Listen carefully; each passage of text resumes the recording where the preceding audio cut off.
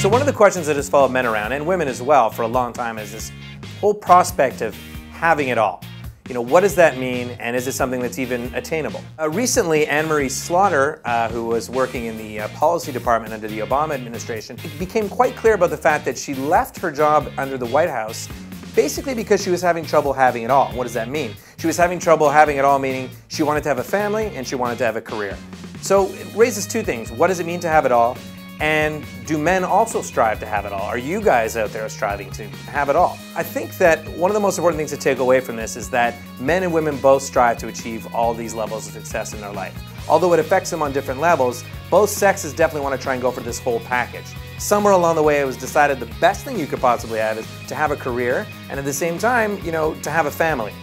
But there's been a bit more flexibility in terms of the men's role in that family because of stereotypes that have existed for a long time, that man can kind of be present as a provider for the family and maybe less present in the day-to-day management of the family. Women are going to have a much bigger challenge ahead of them. I think that only comes down to one basic fact from where I stand.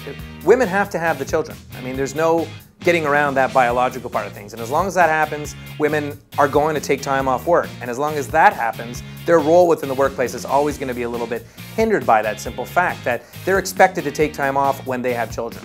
The second part is that really men, they can play with the notion of having it all a little bit differently based on these stereotypes. They're able to kind of jump in and out of their family obligations a little bit more because of these long-standing gender roles in the workplace. I think that ultimately most men that I know and most men that we read about, whether they're celebrities, politicians, or athletes, I think on some level there's always this golden egg we're searching for, which is that perfect package of having that whole lifestyle kind of perfectly evened out. To bring it back to Anne-Marie's big revelation that she couldn't have it all, I think it only raises some sensitive issues for a lot of people because it still points out that there's still this stereotype for women in the workplace and their role at home. That hasn't fundamentally changed yet. I don't think that's ever going to change, but I don't think it means that men aren't also trying to achieve the same package and that both men and women are wrestling with the same things. Some might have an easier ride of it, but at the same time we're all working towards the same thing.